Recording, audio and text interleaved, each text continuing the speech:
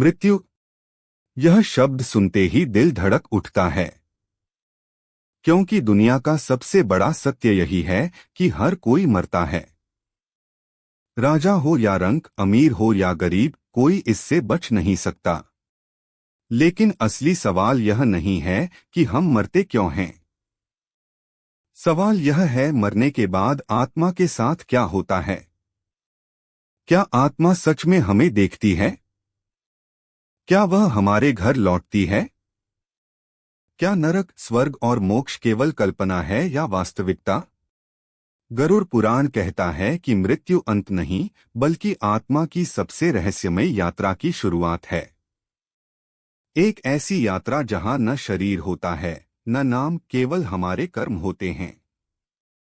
आज की इस कथा में आप जानेंगे आत्मा की मृत्यु के बाद की पहली अनुभूति, वैतरणी नदी का भयावह रहस्य, नरक, पुनर्जन्म और मोक्ष का अद्भुत सत्य। तो बने रहिए अंत तक, क्योंकि यह सिर्फ एक कहानी नहीं, बल्कि आत्मा का आत्मिक स्मरण है। हो सकता है आपकी आत्मा ने भी इसे पहले कहीं सुना हो। दुनिया का सबसे अटल सत्य है मृत्यु। चाहे इंसान कितना भी विद्वान हो, कितना भी शक्तिशाली या धनवान क्यों न हो, मृत्यु से कोई बच नहीं सकता। लेकिन जब कोई प्रियजन हमें छोड़कर चला जाता है, तो सवाल केवल यह नहीं होता कि वह कहाँ गया, बल्कि यह भी होता है कि उसकी आत्मा किस दशा में है। क्या वह हमें देख सकती है? क्या वह घर लौटकर आती है? क्या वह दुखी है या शांति में? धार्मिक ग्रंथों के अनुसार मृत्यु अंत नहीं, बल्कि आत्मा की एक अनोखी यात्रा की शुरुआत है। जब जीवन का अंतिम क्षण आता है, तो आत्मा शरीर से वैसे ही बाहर निकलती है जैसे कोई पक्षी पिंजरे से मुक्त हो। लेकिन आरंभ में आत्मा को एहसास ही नहीं होता कि शरीर उसका साथ छोड़ चुका है। वह अपने ही शरीर को, अपने परिवारजनों को रोते बिलखते हुए देखती है, यहाँ तक कि अपने अंतिम संस्कार की तैयारी भी देख लेती है, लेकिन समझ नहीं पाती कि यह सब उसी के लिए हो रहा है। मृत्यु के पश्चात कुछ समय तक आत्मा भ्रम में रहती है। उसे लगता है कि वह अभी भी जीवित है, लेकिन लोग उसे क्यों नहीं देख पा रहे, यह उसकी समझ से बाहर होता है। तभी आते हैं यमदूत।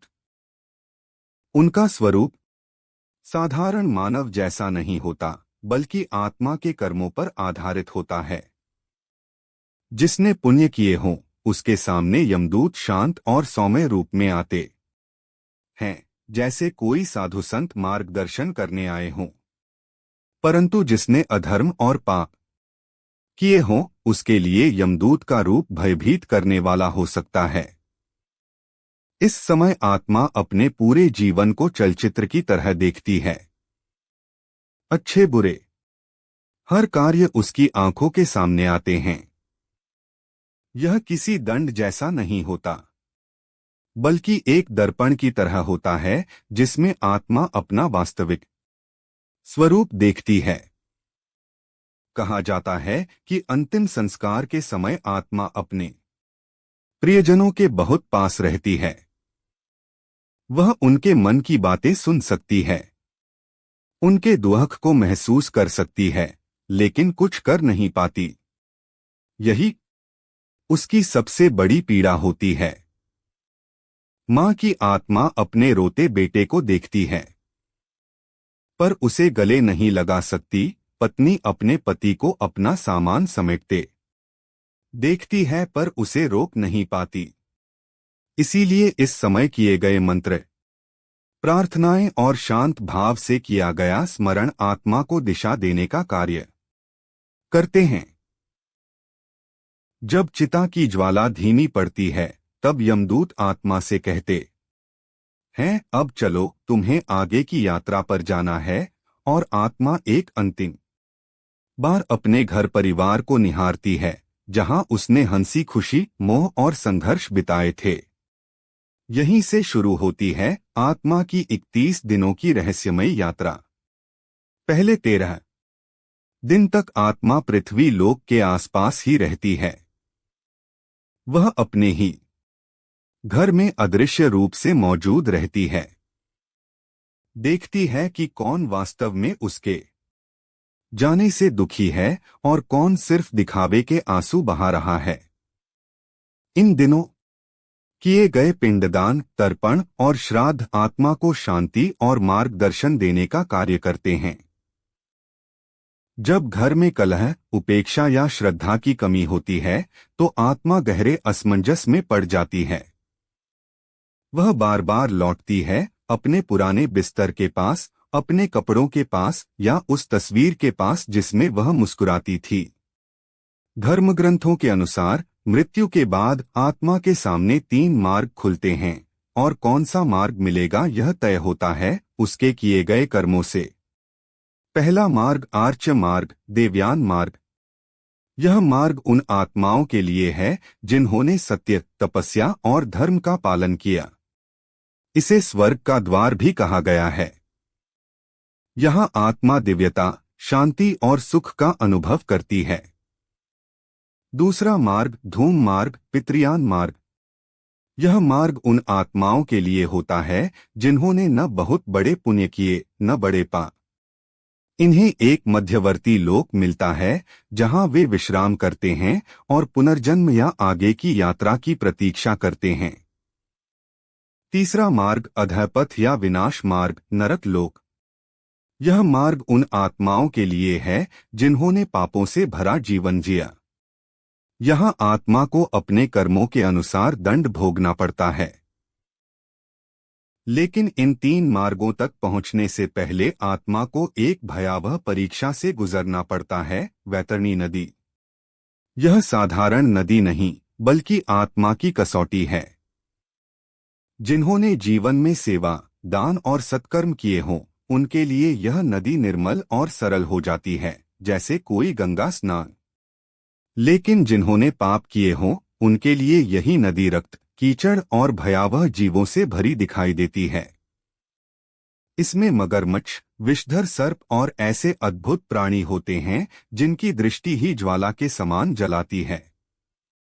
पापी आत्मा जब इसमें उतरती है तो उसे प्रतीत होता है जैसे 1000 सूर्यों की तपन उस पर पड़ रही हो। चीख निकलती है पर कोई नहीं सुनता। उसके पास शरीर नहीं, केवल स्मृतियां होती हैं जिन्हें वैतरणी की लहरें चीर डालती हैं। जो आत्मा इस नदी को पार नहीं कर पाती वह अधर में अटक जाती है और यमलोक तक नहीं पहुंच पाती।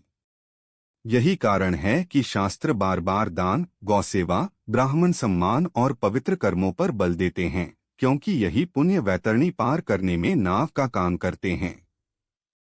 जब आत्मा नदी पार कर लेती है तब पहुंचती है यमराज की सभा के द्वार पर। यह कोई सामान्य स्थान नहीं बल्कि एक ऊर्जा मंडल है। यहाँ समय के स्तंभ और कर्मों की दीवारें खड़ी होती हैं। यमराज का स्वरूप, वे केवल दंडदाता नहीं बल्कि धर्म स्वरूप और न्यायप्रिय माने गए हैं। उनका तेज शांत और गहन है। उनके साथ होते हैं चित्रगुप्त, जिनके पास आत्मा के प्रत्येक कर्म का लेखा जोखा होता है। यहाँ तक कि वे विचार भी दर्ज होते हैं जो कभी बोले नहीं गए, वे इच्छाएं भी लिखी होती हैं जो कभी पूरी नहीं हुई। जब आत्मा के कर्मों की समीक्षा होती है तब यह स्पष्ट हो जाता है कि उसका मार्ग कौन सा होगा। यहाँ कोई छल, कोई बहाना काम नहीं आता, सिर्फ सत्य चलता है। कहा जाता है कि यदि आत्मा ने महान पुण्य किए हों तो यमराज स्वयं उठकर खड़े होते हैं और देवदूतों को आदेश देते हैं कि उस आत्मा को स्वर्ग तक पहुंचाया जाए। वहां अप्सराएं स्वागत करती हैं और आत्मा दिव्य प्रकाश में विलीन हो जाती है। परंतु यदि जीवन पापों से भरा रहा हो तो नरक का द्वार खुलता है। नरक केवल एक स्थान नहीं बल्कि अनेक लोगों का समूह है। हर विशेष पाप के लिए एक विशेष दंड निर्धारित है। नरक लोक और आत्मा की यात्रा। पहला नरक है तामिश्र। यहाँ वे आत्माएं जाती हैं जो दूसरों की संपत्ति हड़प लेती हैं, भाई का हिस्सा छीन लेती हैं या किसी स्त्री का शोषण करती हैं। इस लोक में आत्मा को लोहे की जंजीरों से बांध दिया जाता है और गहन अंधकार में डाल दिया जाता है। वहां न समय का बोध रहता है, न ध्वनि का और न ही चेतना का। दूसरा नरक है अंधतामिश्र। इसमें वे आत्माएं आती हैं जिन्होंने झूठ बोलकर, वचनों का दुरुपयोग कर दूसरों को छल किया। खासकर गुरु शिष्य या पति पत्नी जैसे पवित्र रिश्तों में धोखा देने वाले यहाँ पहुँचते हैं। इस लोक में आत्मा लगातार भ्रम में रहती है, गिरती है, टकराती है और बार बार चेतना खो देती है। तीसरा नरक है रौरव। यह उन आत्माओं के लिए है जिन्होंने हिंसा की, दूसरों को सताया या जानबूझकर पीड़ा दी। यह लोक उबलते तेल, जलती आग और नुकीले पत्थरों से भरा है। आत्मा की संवेदनाएं यहाँ पूरी तरह जीवित रहती हैं और हर क्षण उसे यातना सहनी पड़ती है। चौथा नरक है कुंभिपाक। यहाँ वे लोग आते हैं जिन्होंने निर्दोष पशु पक्षियों की हत्या केवल स्वाद या मनोरंजन के लिए की। इस नरक में आत्मा को बार बार उबलते तेल में डुबोया जाता है जब तक कि उसकी चेतना बिखर न जाए। पांचवां नरक है कालसूत्र। इसमें वे आत्माएं जाती हैं जिन्होंने अपने बड़ों का अपमान किया, गुरु की अवज्ञा की या माता पिता को कष्ट पहुंचाया। यह लोक अग्नि की ज्वालाओं से भरा होता है, जहां आत्मा को लगातार जलते हुए लोहे पर चलाया जाता है। छठा नरक है असिपत्रवन। इसमें वे आत्माएं जाती हैं जिन्होंने धर्म के नाम पर अधर्म फैलाया, लोगों को गुमराह किया या आध्यात्मिक शक्ति का दुरुपयोग किया। यहाँ तलवार जैसे धारदार पत्तों से भरा वन होता है। आत्मा को उसमें दौड़ाया जाता है और हर कदम पर उसका शरीर चीर दिया जाता है। ऐसे ही शास्त्रों में 28 से भी अधिक नरक लोकों का वर्णन मिलता है। हर नरक आत्मा के किसी न किसी दोष को शुद्ध करने के लिए होता है। लेकिन ध्यान रहे, ये दंड स्थायी नहीं होते। नरक को एक शुद्धिकरण केंद्र माना गया है, जहां आत्मा अपने पापों का फल भोगकर अगले जन्म के लिए तैयार होती है। अब सवाल उठता है, आत्मा को अगला जन्म किस रूप में मिलेगा? यह पूरी तरह उसकी कंपन शक्ति, वाइब्रेशन एनर्जी पर निर्भर करता है, जो उसके कर्मों और संस्कारों से बनती है। धर्मग्रंथ कहते हैं कि सृष्टि में 84 लाख योनियां हैं। इनमें केवल मानव योनि ही ऐसी है जिसमें आत्मा को मोक्ष प्राप्त करने का अवसर मिलता है। बाकी 83,99,999 योनियों में आत्मा केवल अपने कर्मों का भोग करती है, वहां सुधार या चिंतन की गुंजाइश नहीं होती। चित्रगुप्त और यमराज मिलकर यह निर्णय करते हैं कि आत्मा किस शरीर में जन्म लेने योग्य है। यदि आत्मा ने कुछ सच्चे पुण्य किए हों तो उसे मानव जन्म फिर से मिल सकता है।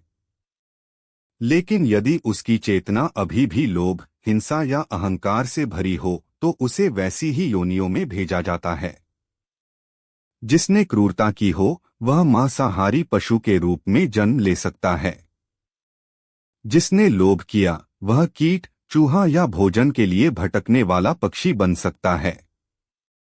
जिसने कामवासना में जीवन गंवाया वह कुत्ता, सुअर या अन्य नीच योनि में जाता है। जिसने गुरु का अनादर या धर्म का अपमान किया वह पत्थर, पेड़ या स्थिर वस्तु के रूप में जन्म ले सकता है। लेकिन यदि आत्मा ने कभी भी सच्चे मन से सेवा, दया या प्रेम का अनुभव किया हो तो उसे मानव जन्म मिलने की संभावना बनी रहती है। शास्त्र कहते हैं, कुछ आत्माएं नरक से नहीं डरती। उन्हें लगता है कि दंड भोगकर सब समाप्त हो जाएगा। परंतु सबसे बड़ी पीड़ा उस आत्मा की होती है जो अधर में भटकती रहती है, ना नरक में पूरी तरह प्रवेश कर पाती है और ना ही अगले जन्म की ओर बढ़ पाती है। कुछ आत्माएं न पूरी तरह नरक में जाती हैं और न ही पुनर्जन्म पा पाती हैं। ऐसी आत्माएं अधर में अटक जाती हैं और भूत प्रेत या पिशाच रूप में भटकती रहती हैं। ये आत्माएं न तो शरीर त्याग पाती हैं, न नया शरीर ग्रहण कर पाती हैं। धार्मिक मान्यता है कि जब मृत्यु के समय किसी आत्मा में गहरा मोह, तीव्र क्रोध या अधूरी वासनाएं बनी रहती हैं, तो वह आत्मा मुक्त नहीं हो पाती। जो लोग अपनी संपत्ति, घर या इच्छाओं से चिपके रहते हैं, वे भटकने को मजबूर हो जाते हैं। ऐसी आत्माएं कभी किसी स्थान पर, कभी किसी विशेष तिथि या वार को बार बार प्रकट होती हैं। जब तक उनका मोह नहीं टूटता, तब तक वे नया जन्म नहीं ले पाती। इसी कारण से श्राद्ध, तर्पण और पिंडदान जैसे संस्कार आत्मा की मुक्ति के लिए अत्यंत महत्वपूर्ण बताए गए हैं। जब इन अनुष्ठानों में पवित्र जल, तिल और मंत्रों से तर्पण किया जाता है, तो आत्मा को संकेत मिलता है कि अब वह आगे की ओर बढ़ सकती है। जब आत्मा नरक भोग चुकी होती है, मोह टूट चुका होता है और आवश्यक संस्कार पूर्ण हो जाते हैं, तब वह पुनर्जन्म के द्वार पर प्रवेश करती है। शास्त्रों में कहा गया है कि पुनर्जन्म एक अदृश्य ऊर्जा और शुद्ध विज्ञान का संगम है। आत्मा जिस गर्भ में प्रवेश करती है, वह केवल माता पिता नहीं चुनती, बल्कि अपने कर्मों की भूमि चुनती है, जहां उसे आगे सीखना है। जैसे ही आत्मा गर्भ में आती है, वह अपने पूर्व जन्म को भूल जाती है। क्यों?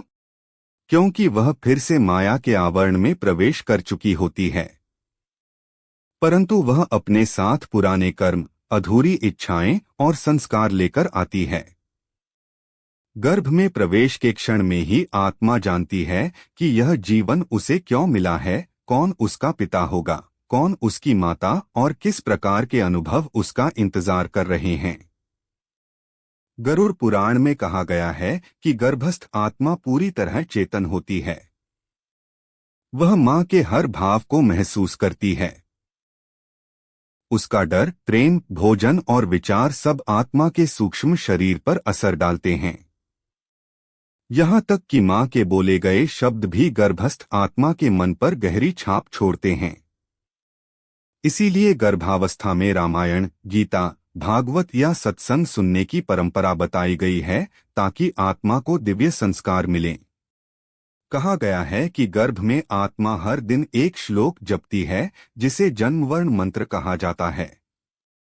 नाह देहो न मे देहो बुद्धिरात्मा न देहजः कर्मणा जायते जंतुः कर्मणा एव लियते। अर्थात मैं यह शरीर नहीं हूँ, न ही यह बुद्धि मेरा स्वरूप है। मैं आत्मा हूँ। कर्मों के कारण जन्म लेता हूँ और उन्हीं कर्मों के कारण लीन हो जाता हूँ। गर्भ के 9 महीनों में आत्मा धीरे धीरे अपने पिछले जन्म की स्मृतियों से बाहर आती है। लेकिन अंतिम दिनों में जब शरीर बनने लगता है, आत्मा भयभीत हो जाती है। उसे लगता है जैसे कोई उसे फिर से जाल में बांध रहा हो।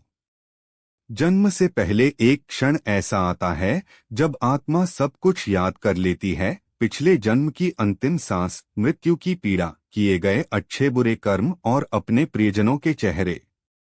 तब वह प्रभु से एक वचन करती है, प्रभु इस बार मैं तुम्हें नहीं भूलूंगा।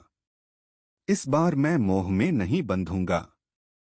मैं सत्य पहचानकर जीवन का उद्देश्य पूरा करूंगा।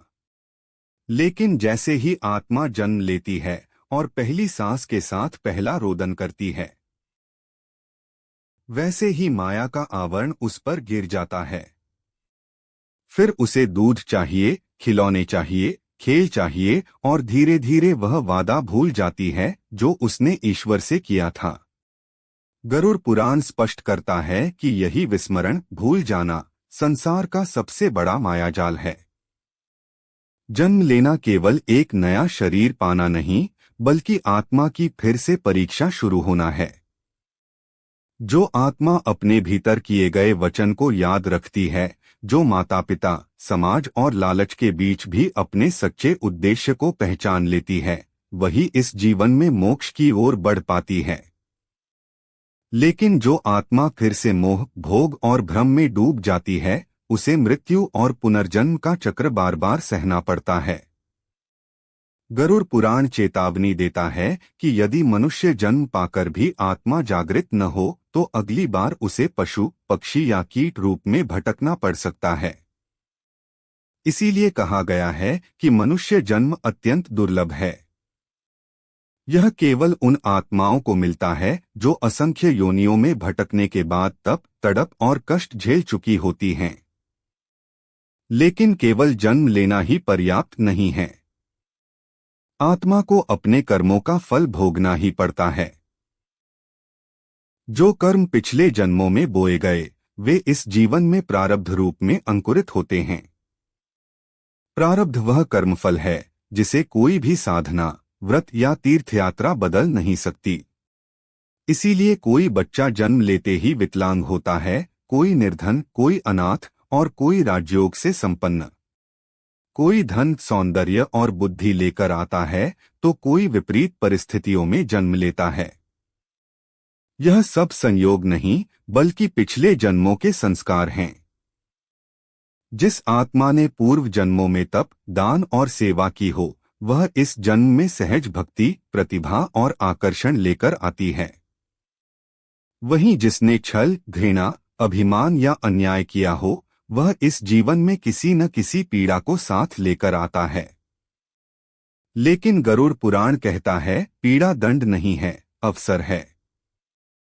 क्योंकि ईश्वर न कभी बदला लेते हैं और न ही किसी से बैर रखते हैं। वे आत्मा को वही परिस्थितियां दोबारा देते हैं जिनमें उसने पहले अधूरा छोड़ दिया था। उदाहरण के लिए, जिसने भोजन छीना, उसका जन्म ऐसे घर में हो सकता है जहां भूख प्रमुख हो। जिसने स्त्री का अपमान किया, वह अगली बार स्त्री रूप में वही पीड़ा सहने आता है। जिसने अपंग का उपहास उड़ाया, वह स्वयं अपंग होकर जन्म लेता है ताकि उस दर्द की गहराई समझ सके। इसलिए शास्त्र कहते हैं, जिसे तुम दुर्भाग्य समझते हो, वह वास्तव में आत्मा की शिक्षा है। परंतु कुछ आत्माएं ऐसी भी होती हैं जिनके पिछले जन्म में साधना अधूरी रह गई थी, पर उन्होंने इतना गहरा और सच्चा संकल्प लिया था कि उनका अगला जन्म विशेष उद्देश्य के लिए निर्धारित हो जाता है। ऐसे बच्चों में जन्म से ही एक अलग आभा दिखाई देती है। वे खेल कूद से जल्दी ऊब जाते हैं, भीड़ में भी शांत रहते हैं और प्रार्थना या मंत्र सुनते ही उनकी आंखें भर आती हैं। गरुड़ पुराण कहता है, ये संकेत उन आत्माओं के होते हैं जो पिछले जन्म में साधना के द्वार तक पहुंचकर भी जीवन पूर्ण न कर पाईं। उन्हें नया जीवन पुनः प्रयास के लिए दिया जाता है, किंतु संसार उन्हें यह पहचानने नहीं देता। उन्हें खिलौनों, पढ़ाई और भौतिक सपनों में उलझा दिया जाता है और धीरे धीरे वे अपने ही संकल्प को भूल जाते हैं। इसीलिए कई बार ऐसे बच्चों को जीवन में जल्दी ही दुखों का सामना करना पड़ता है। यह दुख उन्हें तोड़ने के लिए नहीं बल्कि जगाने के लिए आते हैं। गरुड़ पुराण बताता है कि जब आत्मा अपने सत्य मार्ग से भटकने लगती है, तब प्रारब्ध पीड़ा के रूप में उसे संकेत देता है। जो आत्मा इस पीड़ा को समझ ले, वही जागृत होती है। लेकिन दुर्भाग्यवश अधिकांश आत्माएं इस पीड़ा से भाग जाती हैं और शिकायत करने लगती हैं, मैंने क्या किया था जो मुझे ऐसा जीवन मिला। परंतु यदि वे यह जान ले कि हर सुख दुख उसी आत्मा की अपनी ही पसंद और चुनाव का परिणाम है, तो शिकायत खत्म हो जाएगी और समझ शुरू हो जाएगी। गरुड़ पुराण कहता है कि आत्मा जब जन्म लेती है तो उसका पहला कर्तव्य स्मरण है, ईश्वर को याद करना। यदि वह स्मरण बनाए रखे तो प्रारब्ध परीक्षा नहीं बनता बल्कि मार्गदर्शन बन जाता है। पर जैसे जैसे आत्मा जीवन के मोहजाल में फंसती है, वह नए कर्म रचती है जिन्हें क्रियामाण कर्म कहते हैं। यही वर्तमान जीवन के कर्म हैं जो भविष्य का भाग्य बनाते हैं। और इसी चक्र में आत्मा बार बार उलझती चली जाती है। जब तक आत्मा यह न जान ले कि वह केवल शरीर नहीं बल्कि उस चेतना की चिंगारी है जो न जन्म लेती है न मरती है, तब तक वह मुक्त नहीं हो सकती। तो क्या आत्मा इस चक्र से मुक्त हो सकती है? क्या कोई मृत्यु से भी पार जा सकता है? गरुड़ पुराण का उत्तर है हाँ। पर यह हाँ आसान नहीं है। मोक्ष का मार्ग सरल सुनाई देता है, लेकिन उसकी यात्रा अत्यंत सूक्ष्म और कठिन है। मोक्ष का अर्थ केवल जन्म मरण के चक्र से मुक्त होना नहीं, बल्कि परम सत्य में विलीन हो जाना है। वह अवस्था जहां आत्मा को न जन्म की इच्छा रहती है न मृत्यु का भय, जहां मैं और मेरा के बंधन टूट जाते हैं। गरुड़ पुराण 3 मार्ग बताता है। एक ज्ञान मार्ग, जहां आत्मा यह पहचान ले कि वह शरीर नहीं है और अहंकार का त्याग कर परमात्मा को अपने भीतर अनुभव करे। 2 भक्ति मार्ग, जहां आत्मा ईश्वर को प्रेमपूर्वक पुकारे बिना किसी स्वार्थ और अपेक्षा के। 3 कर्म मार्ग, जहां हर कर्म ईश्वर को अर्पित हो बिना फल की इच्छा और बिना पहचान की लालसा के। जब ये तीनों मार्ग आत्मा के भीतर मिलते हैं तब वह धीरे धीरे शुद्ध होने लगती है। फिर वह दिन आता है जब शरीर गिर जाता है पर आत्मा रुकती नहीं। ना यमदूत आते हैं, ना वैतरणी, ना नरक, ना स्वर्ग, बस एक शांत प्रकाश प्रकट होता है। गरुड़ पुराण कहता है कि मोक्ष प्राप्त आत्मा को देवदूत ब्रह्मलोक की ओर ले जाते हैं। वहां कोई प्रश्न नहीं, कोई निर्णय नहीं, कोई न्याय नहीं, बस मौन। वही मौन जिसे शास्त्रक शिव कहते हैं। आत्मा उसमें ऐसे विलीन होती है जैसे बूंद समुद्र में। बूंद मिटती नहीं बल्कि समुद्र का हिस्सा बन जाती हैं। मोक्ष प्राप्त आत्माएं कभी लौटकर नहीं आती, क्योंकि वे जान चुकी होती हैं कि संसार एक लीला है। अब वे उस लीला की पात्र नहीं बल्कि साक्षी बन चुकी होती हैं। और याद रखिए, मोक्ष पाने वाली आत्मा कोई विशेष नहीं होती।